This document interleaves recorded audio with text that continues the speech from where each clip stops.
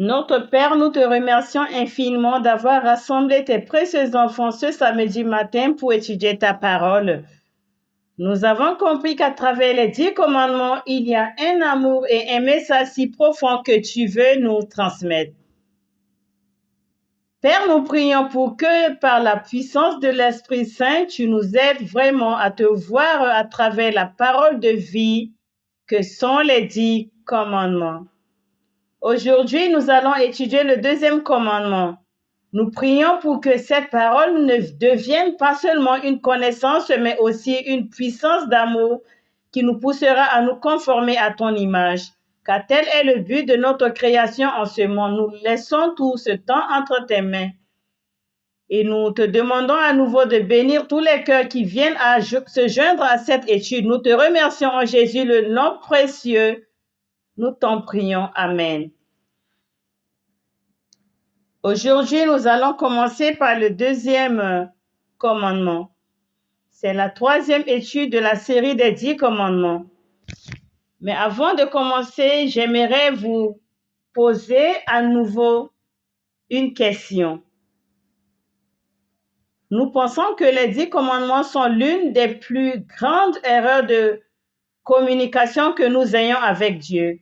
Car les 10 commandements nous apparaissent généralement comme un fardeau très lourd, un joug pesant sur notre vie parce que c'est comme si vous deviez observer la loi, sinon vous mourrez. Mais il y a beaucoup plus que la loi effrayante de Dieu.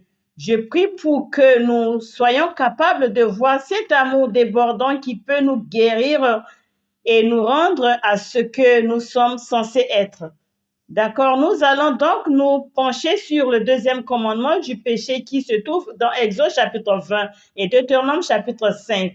Pendant que nous lisons ce verset, j'aimerais vous demander d'imaginer le visage de Dieu pendant qu'il le prononce afin que nous puissions voir si nous communiquions bien avec Dieu. Nous allons donc lire ce verset ensemble. D'accord. C'est le deuxième commandement. Lisons ensemble. Tu ne feras pas d'idole d'aucune sorte, ni d'image de quoi que ce soit dans les cieux, sur la terre ou dans la mer. Tu ne te prosterneras pas devant elles et tu ne les adoreras pas. Tu ne te prosterneras pas devant elles et tu ne les adoreras pas, car moi, le Seigneur ton Dieu, je suis un Dieu jaloux, qui ne tolère pas que tu t'intéresses à d'autres dieux. J'ai fait retomber les péchés des parents sur les enfants et toute la famille a été touchée. Même les enfants de la 3e et de la 4e génération ne rejettent en prodiguant l'amour familial pendant 1000 générations à ceux qui m'aiment et obéissent à mes commandements.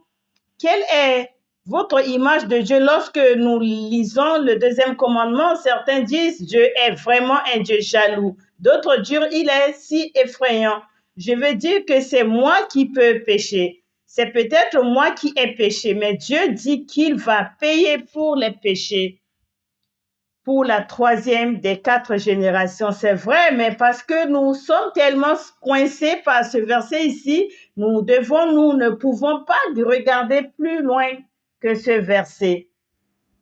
Bien que Dieu fasse retomber les péchés des parents sur leurs enfants, Dieu dit que ceux qui m'aiment et obéissent à mes commandements, je vais leur prodiguer un amour sans faille pendant des milliers de générations.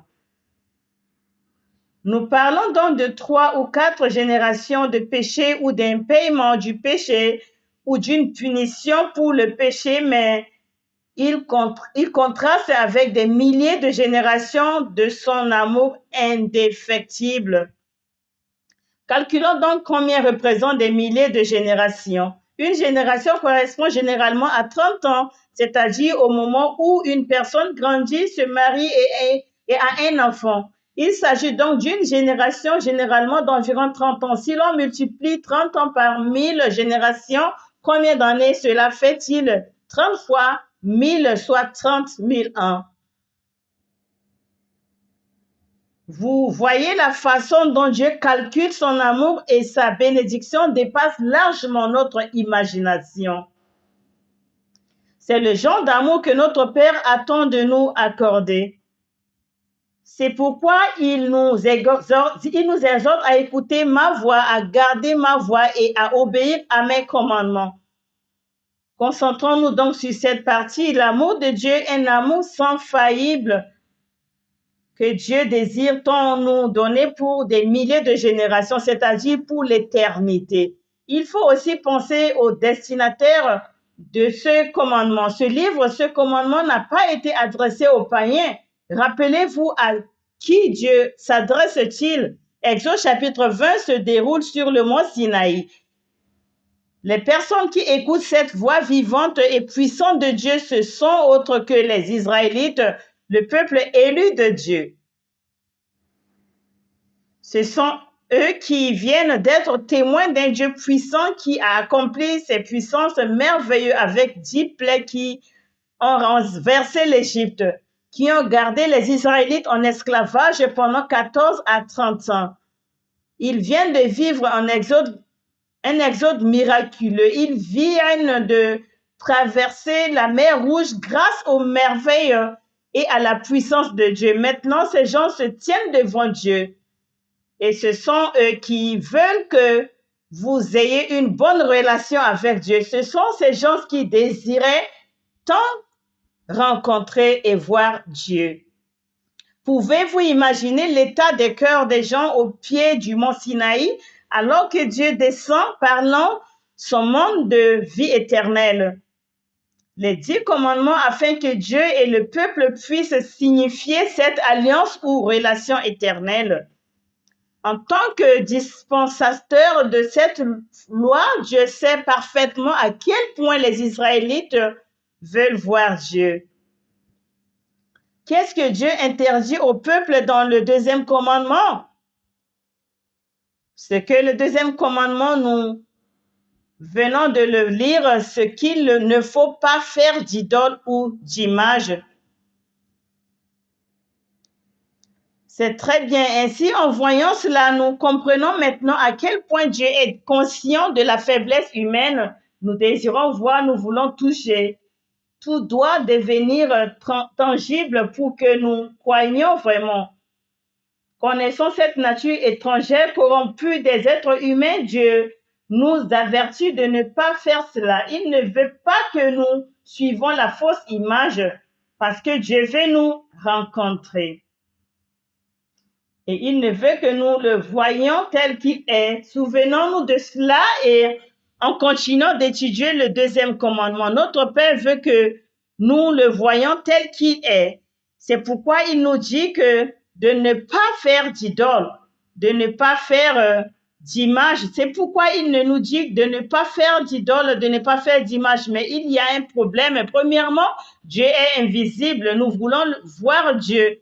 Nous voulons voir notre Père Abba, mais nous ne le pouvons pas parce qu'il est invisible. Pourquoi? Parce qu'il est esprit. Jean chapitre 4, verset 24 dit que Dieu est esprit.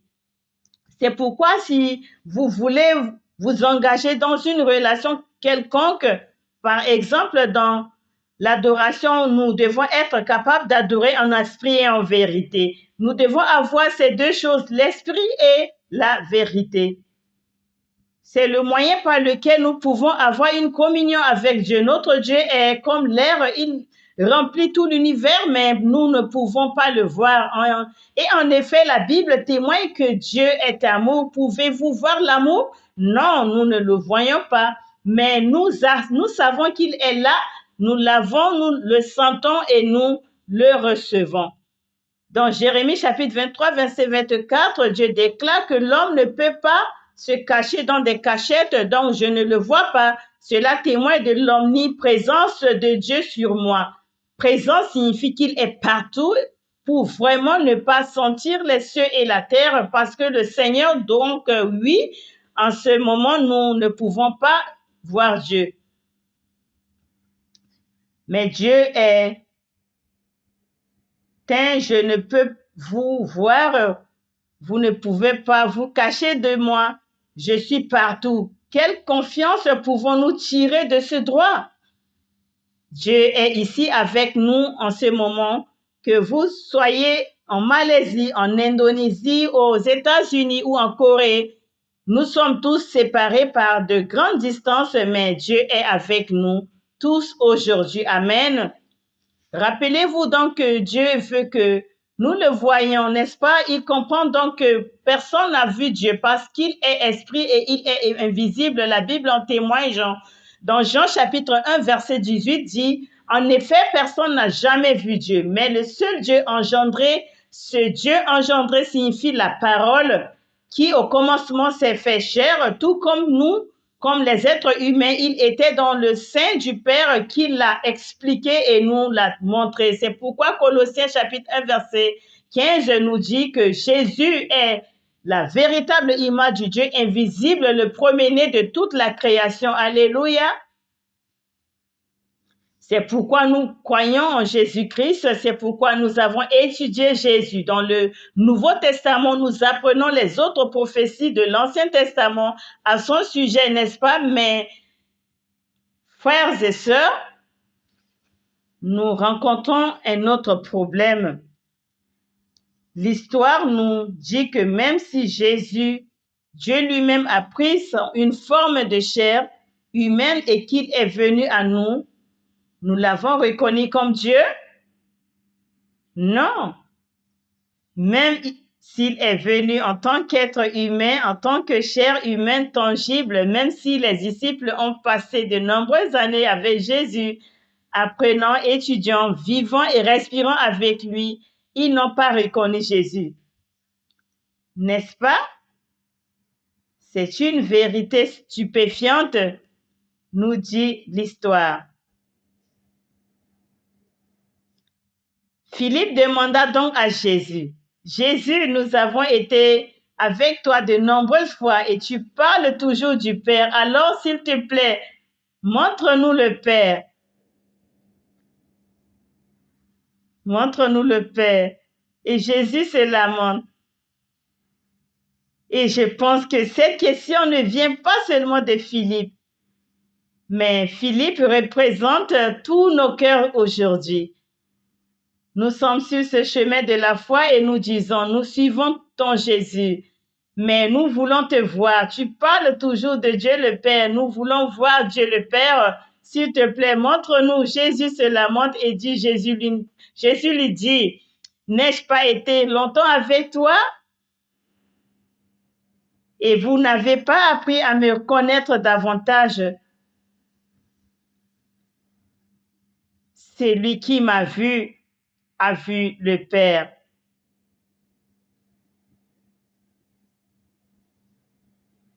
Alors, comment pouvez-vous dire, montrez-nous le Père? La miséricorde, c'est une relation biaisée entre le disciple et Jésus. Ils sont ensemble, ils sont présents en même temps, au même endroit. Ils ont beaucoup de conversations, mais pourtant, bien qu'ils soient au même moment dans l'espace, nous ne reconnaissons pas Jésus. Nous sommes constamment assoiffés parce que nous voulons voir le Père pendant le week-end en lui demandant de nous montrer le Père. Cela nous révèle une vérité profonde. Bien que Jésus soit venu sous une forme visible, nous ne pouvons toujours pas le voir. Cela signifie que nous ne pouvons pas voir Dieu avec nos yeux physiques. Les yeux physiques ne sont pas la faculté par laquelle vous pouvez voir Dieu. Il y a une autre faculté dans notre corps pour voir Dieu, il faut voir Jésus. Et qu'est-ce que c'est? La façon de voir Dieu est les yeux maintenant de notre corps, mais en le cœur. Jésus lui-même l'explique, n'est-ce pas? La seule façon de voir Dieu, c'est à travers notre cœur. Et je crois que la vie chrétienne consiste à nous former afin que nous puissions voir à travers notre cœur ce que nous n'avons pas vu avec nos yeux. Parfois, nous avons recours à nos yeux physiques sans comprendre toutes les circonstances, sans comprendre l'intention humaine. Nous ne devrions pas être derrière les actions. Nous ne méprimons parfois sur les autres et nous finissons même par juger ou condamner d'autres personnes et dire « Oh, je ne peux plus vraiment être avec cette personne. Je ne peux plus travailler avec cette personne. J'ai vraiment du mal à passer mes journées avec ce frère ou cette sœur. Mais si je suppose que je suis censée l'aimer, tout cela est dû au fait que nous voyons à travers nos yeux physiques, nous devons nous entraîner à voir à travers notre cœur. Alors, qu'est-ce que Jésus a dit dans Matthieu chapitre 5, verset 8? C'est l'une de ses paroles dans les 8 béatitudes. Il dit, « Heureux les cœurs purs car ils verront Dieu. » Amen. Dieu, Jésus lui-même explique la manière de voir Dieu. Et c'est à travers notre cœur, et un cœur doit être pur. Nous voyons le même exemple dans la scène où les disciples étaient si affligés par la mort de Jésus. Après la mort de Jésus, les disciples sont descendus au niveau de la souris. En d'autres termes, ils abandonnaient tout leur projet de 3 ou 4 ans à la suite de Jésus-Christ parce qu'ils ne pouvaient plus le croire. Il a dit, « Si vous obéissez à ma voix, vous ne verrez jamais la mort.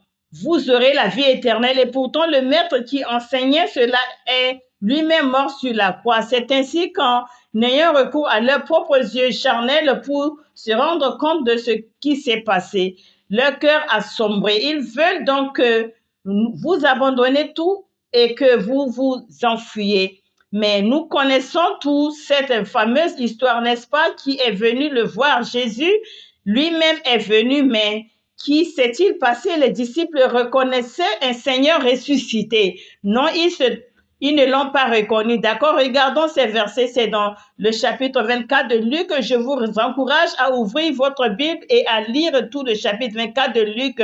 C'est vraiment extraordinaire. Mais nous n'avons passé que quelques versets que nous sont vraiment pertinents ici. Jésus, sous sa forme ressuscitée, se tenait devant les disciples, mais que dit la Bible, leurs yeux étaient empêchés de le reconnaître. Qu'est-ce que cela signifie? Leurs yeux étaient ouverts de toute évidence. Ils voyaient cet homme qui est Jésus, mais ils ne voyaient pas Jésus. Vous voyez donc qu'il s'agit de leurs yeux physiques, n'est-ce pas? Mais plus tard, les yeux s'ouvrent pour voir Jésus. D'accord? Luc chapitre 24, verset 31, c'est leurs yeux s'ouvrirent et ils le reconnurent et il disparut de leur vue. Vous voyez, ces yeux ne font pas référence à leurs yeux physiques, n'est-ce pas? Leurs yeux sont toujours ouverts, tout comme vous et moi en ce moment. Mais même si les yeux physiques sont ouverts, Jésus ou la Bible indiquent que leurs yeux spirituels sont fermés ou que leurs yeux spirituels sont ouverts. Et je ne veux que vous remarquiez cette partie. Une fois que leurs yeux se sont ouverts et qu'ils ont reconnu Jésus, que lui est-il arrivé, il a disparu. Lorsque nos yeux spirituels sont ouverts, lorsque nous reconnaissons vraiment notre Père Dieu, nous ne le verrons plus parce que sa forme originelle est un esprit. Il est invisible et c'est une façon de le voir tel qu'il est. Amen. Éphésiens chapitre 1, verset 18 nous dit que les yeux de notre cœur doivent être ouverts. C'est la partie la plus importante de notre voyage dans la foi. Lisons ensemble Éphésiens chapitre 1, verset 18. Je prie pour que vos cœurs soient éclairés afin que vous connaissiez l'espérance de son appel. Quelle est la richesse de la gloire de son héritage dans les saints? En ce moment, nous sommes tous affligés de manière petite ou grande parce que nous pensons vraiment, waouh, c'est juste la manière dont la fin du monde arrive.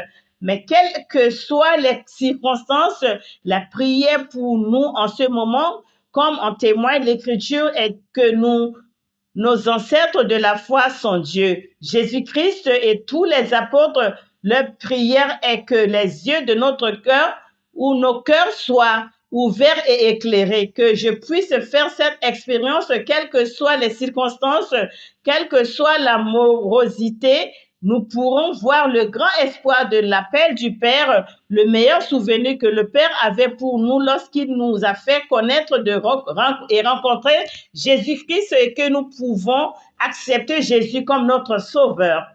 Ce moment n'a pas été payé à notre prix. Notre Père a un espoir dans son appel pour nous.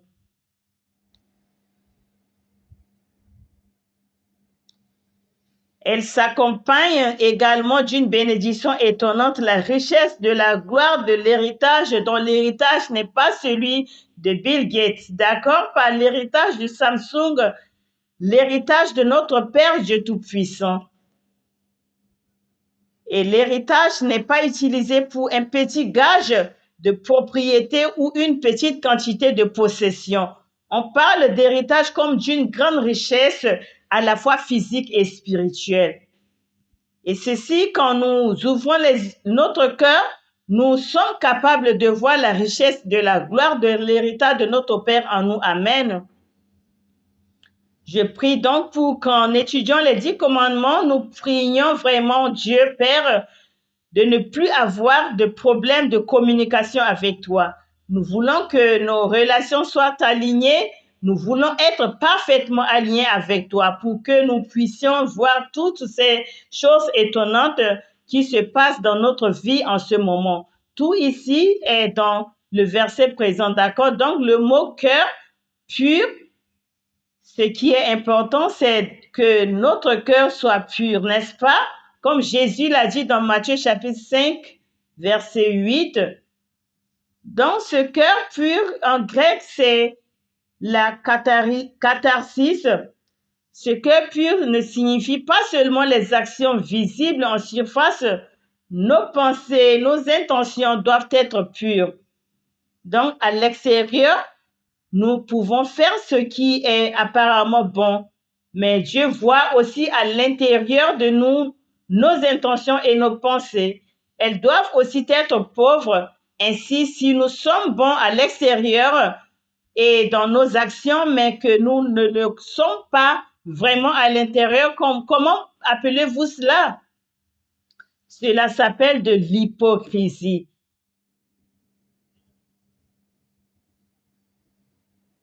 C'est ce qu'on appelle l'hypocrisie. Remarquez donc les actions, mais les motifs derrière ces actions doivent aussi être purs. C'est la catharsis, d'accord? De plus, lorsque nous avons les yeux et nos cœurs purs, nous n'avons pas l'esprit double. Cela signifie que nous ne servons pas Dieu et que nous servons autre Dieu. Ces cœurs purs sont fixés que sur Dieu. Qu'est-ce que cela veut dire quand nos yeux ont un cœur qui n'est fixé que sur Dieu? Cela veut dire que nous vivons pour plaire à Dieu seul, que nous soignons à la maison ou à l'extérieur, d'accord? Cela veut dire que nous ne cherchons pas les louanges des hommes, mais de qui? De Dieu. Nous pouvons donc entreprendre beaucoup de travail, de service, d'affliction, de dévouement ou autre, mais les louanges ne viennent pas des hommes. Nous vous découragez donc pas.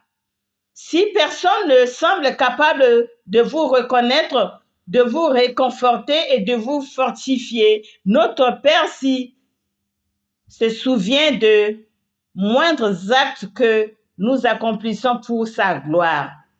Romains chapitre 2, verset 29 définit le vrai juif.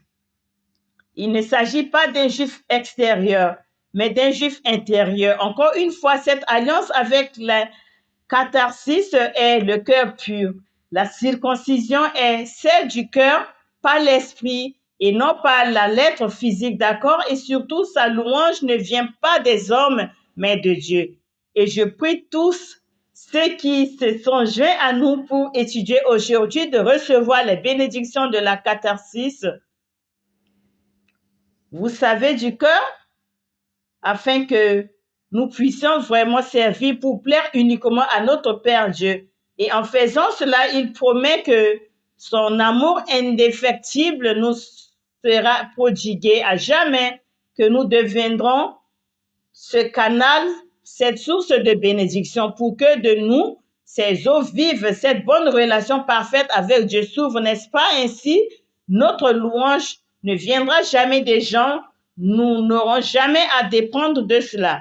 Mais nous aurons toujours cette confiance assurée en notre Dieu. Amen. Jusqu'à présent, nous avons étudié. D'accord, nous devons vouloir voir Dieu, mais le seul moyen de voir Dieu est de rendre nos cœurs purs. Nous avons parfois des problèmes pour voir Dieu, n'est-ce pas? Cela signifie donc notre cœur n'est pas comme il devrait l'être en ce moment. Comment réparer notre cœur brisé? Pour réparer quelque chose, il faut comprendre comment c'était à l'origine. Donc, pour réparer notre cœur brisé, je pense que nous devons d'abord regarder notre état d'origine, n'est-ce pas? Ou puis-je me référer à la Bible pour comprendre que ce qu'était notre état originel au commencement? Oui, le livre de Genèse, d'accord. L'homme où nous avons été créés à l'origine à l'image de Dieu, n'est-ce pas? Nous avons été honorablement créés, mais à cause de la chute, nous avons perdu notre image. Jetons donc un coup d'œil à l'état originel dans lequel nous étions en revenant au début du livre de Genèse chapitre 1, verset 26 jusqu'à 27. Lisons cela ensemble et si vous savez comme je l'ai souligné que ces deux versets mettent l'accent sur le même mot à plusieurs reprises, d'accord? Genèse chapitre 1, verset 26. Dieu dit, faisons l'homme à notre image selon notre ressemblance et qu'il domine sur les poissons de la mer, sur les oiseaux du ciel, sur le bétail, sur toute la terre et sur tous les reptiles qui rampent sur la terre. Dieu créa l'homme à son image et il le créa à l'image de Dieu. Il les créa hommes et femmes. Quel est donc le mot qui revient sans cesse? Nous avons été créés à quoi? À l'image de Dieu, n'est-ce pas? Arrêtons-nous un instant. Nous étudions le deuxième commandement. Qu'est-ce que le deuxième commandement nous dit de ne pas faire? De ne pas faire d'idole, de ne pas faire d'image. Pourquoi? Où était la véritable image de Dieu à l'origine? Où Dieu a-t-il placé son image à l'origine? Comme nous venons de le lire dans Genèse chapitre 1, verset 26 à 27, Dieu a placé en nous sa propre image et sa propre ressemblance. Il est donc horrible pour Dieu de nous regarder alors que nous sommes constamment insécurisés, assoiffés et que nous tournons vers les choses extérieures à nous, les choses de ce monde qui tendent constamment à remplir ce vide en nous pour trouver cette forteresse de Dieu et de son image. Et des choses autres que nous-mêmes, il peut s'agir d'argent, de pouvoir, d'autres personnes, d'autres passions, n'est-ce pas? Mais notre Père nous rappelle que l'image même de Dieu, le Tout-Puissant, que chaque être humain, sous une forme ou une autre, recherche depuis des siècles, n'est autre que vous et moi. Dieu nous dit de restaurer cette image que nous avons perdue. Nous ne pouvons plus regarder à l'extérieur. Frères et sœurs, nous devons regarder à l'intérieur de nous. Nous devons retrouver l'image de Dieu en nous. C'est pourquoi les paroles du deuxième commandement nous enjoignent de ne pas fabriquer d'idoles ou d'images parce qu'elles sont censées être en nous dès maintenant. Mais à cause de notre chute, nous avons échangé la gloire de Dieu par ces images futiles. C'est incroyable. Romains chapitre 1, verset 23 explique que ce que nous avons échangé contre la véritable image de Dieu. Nous avons échangé la gloire du Dieu incorruptible contre notre image sous la forme de l'homme corruptible, des oiseaux, des animaux et ses créatures. Nous avons donc compris notre état d'origine. Amen. Alors, comment pouvons-nous y remédier? Nous voulons revenir en arrière, n'est-ce pas? Comment pouvons-nous y remédier? Jetons un coup d'œil à la restauration. Quand la Bible nous dit, c'est une façon d'être renouvelé à une vraie connaissance, d'accord? Comment pouvons-nous être renouvelés? Allons à Colossiens chapitre 3, verset 10, il est dit, déposez, je vous prie, vos vieux habits et revêtez les habits neufs du renouvellement de la restauration. Qu'est-ce que le nouveau moi? Un nouveau moi est défini comme étant renouvelé jusqu'à la vraie connaissance selon l'image de celui qui l'a créé. Ainsi, la partie la plus essentielle que nous devons avoir pour devenir renouvelés est d'avoir cette vraie connaissance. Mais aucune forme d'éducation la plus élevée au monde ne peut y parvenir. Pourquoi? Parce que cette véritable connaissance est conforme à cette véritable connaissance est conforme à l'image de celui qui l'a créé. En d'autres termes, cette véritable connaissance est conforme à l'image du Créateur, même si notre enfant va à Harvard ou à Yale, même s'il va étudier la plus haute forme de discipline universitaire de ce monde, il n'obtiendra pas cette véritable connaissance à l'image du Créateur. Le seul endroit où nous pouvons trouver sa véritable connaissance est la parole vivante et infaillible de Dieu, c'est-à-dire la Bible. Je partage souvent cet exemple avec de nombreux frères et sœurs. Toute cette étude est basée sur une série spéciale intitulée L'histoire de la rédemption, dont l'auteur est le révérend Abraham Pack. Mais parfois, nous disons que nous étudions l'histoire de la rédemption, mais cela ne correspond pas à l'intention de l'auteur. En effet, la 4e crainte dit que nous devons connaître l'administration de Dieu dans l'histoire de la rédemption. Il ne s'agit donc pas seulement d'une histoire rédemptrice, mais d'une étude de l'administration de Dieu à travers l'histoire rédemptrice, d'accord?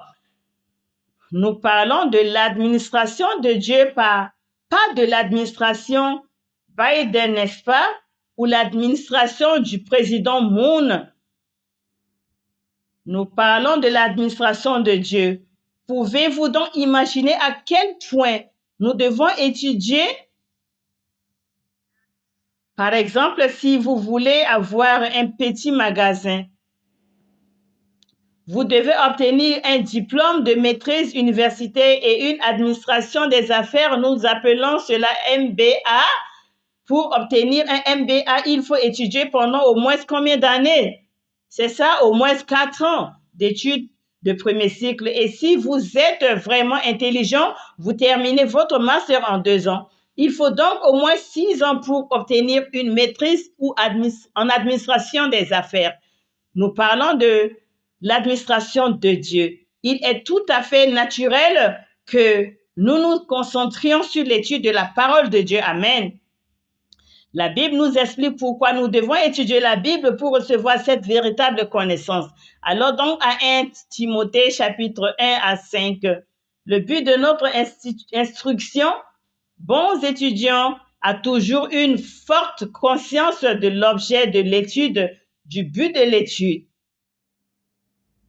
Le but de l'instruction est l'amour d'un cœur pur, d'une bonne conscience et d'une foi sincère. Cela peut donc être démontré de la manière suivante. Nous venons tous étudier la Bible comme nous le faisons ce matin. Mais à partir de là, qu'est-ce qu'il faut regagner? Eh bien, pas seulement un doctorat en théologie ou en études bibliques, n'est-ce pas? La Bible nous dit que le but de l'étude de la Bible est d'abord d'avoir un cœur pur. Deuxièmement, nous devons avoir une bonne conscience. Troisièmement, nous devons avoir une foi sincère. Ce sont les 3 choses que nous devons avoir. Nous devons nous contrôler constamment. Quelle note recevons-nous dans ces 3 domaines, n'est-ce pas? Mais aussi, selon 1 Timothée chapitre 1, verset 5, le cœur pur, la bonne conscience, la foi sincère ne sont pas la destination ou le but ultime. Quel est le but ultime de l'étude de la Bible? À travers ces 3 éléments, nous devons recevoir l'amour. La Bible est cohérente dans ce message. Plus nous étudions la Bible, plus nous avons cela. Et plus cela continue à grandir, plus nous allons l'atteindre. J'aimerais donc conclure maintenant. Ce message porte sur les 10 commandements, en particulier le 2e commandement où nous devons restaurer la 2e image de Dieu, où nous devons restaurer l'image de Dieu en nous, n'est-ce pas? C'est directement lié au dernier jour. Pouvez-vous regarder 2 versets dans 2 Corinthiens chapitre 3, verset 18, dit ceci. Mais nous tous, Le visage non voilé signifie maintenant que vous pouvez voir, comme dans un miroir, la gloire du Seigneur. Ainsi, lorsque vous regardez dans un miroir, vous vous voyez, bien sûr, vous vous voyez bien. Mais selon 2 Corinthiens chapitre 3, verset 18, il est dit, quand nous voyons votre miroir, que voyez-vous? Ou que voyons-nous? La gloire du Seigneur. Cela signifie que nous allons voir, donc l'image est l'image de Dieu. Lorsque vous regardez dans le miroir, regardez cette transformation en la même image. Alléluia. Quelle profondeur ou quelle merveille cela représente-t-il? C'est vrai. La Bible promet que nous serons transformés en la même image de gloire en gloire. Justice du Seigneur, l'Esprit. Amen. D'accord. 1 Jean chapitre 3, verset 2 nous dit aussi ceci. Bien-aimés, nous sommes maintenant enfants de Dieu. Bien-aimés, nous sommes maintenant des enfants de Dieu. Amen. Et ce que nous serons même n'est pas encore apparu. Mais nous savons que lorsqu'il apparaîtra, il s'agit de la seconde venue, n'est-ce pas? Oui. Lorsqu'il apparaîtra, nous serons semblables à lui parce que nous le verrons tel qu'il est. Ce verset nous présente une équation très importante concernant le temps. Il nous arrive de poser la question, oh, quand est la fin du monde, nous pensons qu'elle sera soit lointaine, soit très proche. Je ne sais pas quels sont vos choix et vos préférences, mais oui, nous disons, quand la fin du monde arrivera-t-elle? Mais ce premier point nous fait remarquer que la venue de la fin du monde est directement liée à notre état. Voici donc l'équation. Lorsqu'il apparaîtra, nous serons comme lui, c'est-à-dire que nous le verrons tel qu'il est. La seconde venue aura donc lieu lorsque nous serons comme lui. Et lors de la seconde venue, lorsque vous lui rassemblerez, nous le verrons tel qu'il est. Ces trois choses sont réunies. C'est comme non, je devais construire l'arche, il devrait finir de construire l'arche pour que le déluge vienne. Il y avait une partie que Noé devait faire. De la même manière, nous devons construire un arche spirituel qui est l'image de Dieu en nous. Ainsi, frères et sœurs, notre merveilleux Père Dieu nous a appelés à participer à son image, à participer à la nature divine de notre Père. Nous participons donc à la nature divine de notre Dieu. C'est ce que nous dit 2 Pierre chapitre 1 verset 4 à 7. C'est long, mais lisons-le ensemble et je vais le décomposer un peu pour que nous le comprenions aujourd'hui. Nous participons à la nature divine, alléluia, 2 Pierre chapitre 1 verset 4 à 7.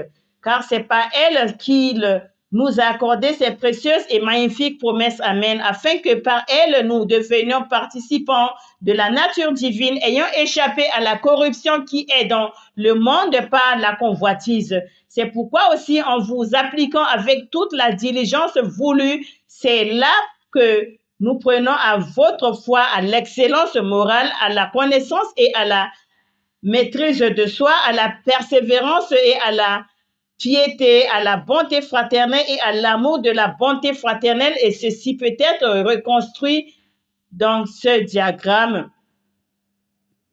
En regardant cela, soyons rassurés que nous sommes tous ici dans ce processus, que nous sommes à un point ou à un autre. Nous sommes tous en train de grandir, d'accord? Nous basons donc sur 2 Pierre chapitre 1 verset 4 à 7. Que devons-nous faire? Il y a une partie juste après ceci. Appliquez ceci et sur ceci, appliquez ceci comme ceci.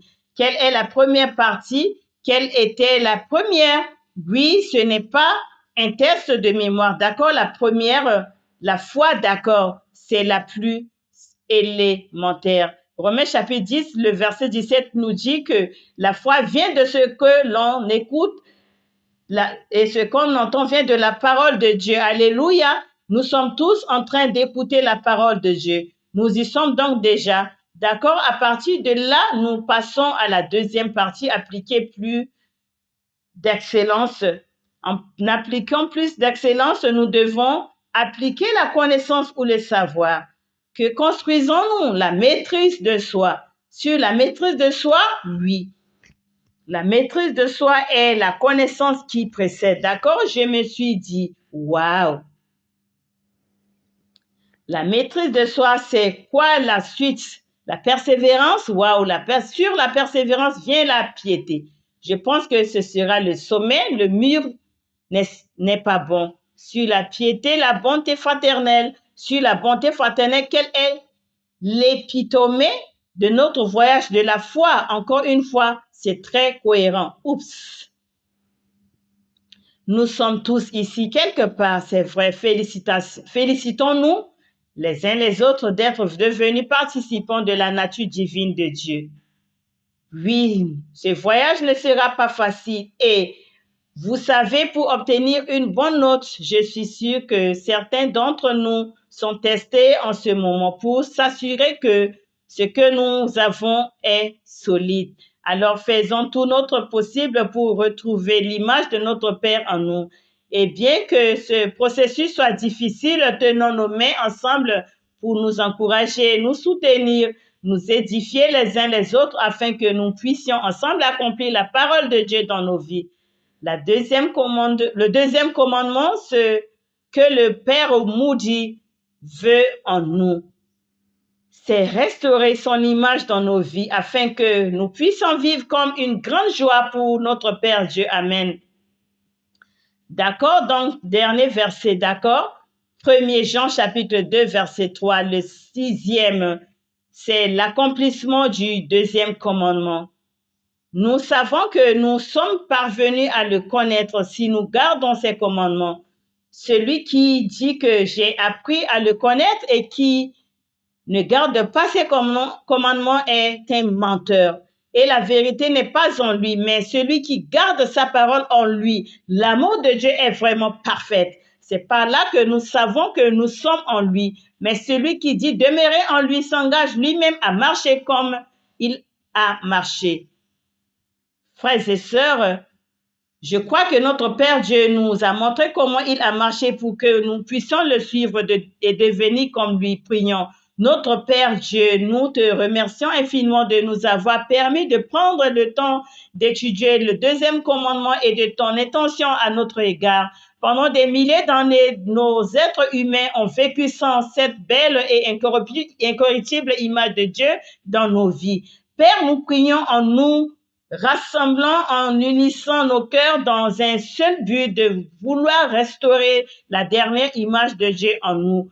Souvenez-vous de chaque enfant, Père, que quelle que soit l'étape du voyage de la foi dans laquelle nous nous trouvons, Père, s'il te plaît, fortifie-nous, encourage-nous et bénis-nous afin que nous puissions nous encourager et nous fortifier les uns les autres. Ainsi, nous pourrons tous accomplir ton deuxième commandement en suivant le même chemin que tu as suivi avant nous. Nous te remercions à nouveau au nom de Jésus. Nous t'en prions.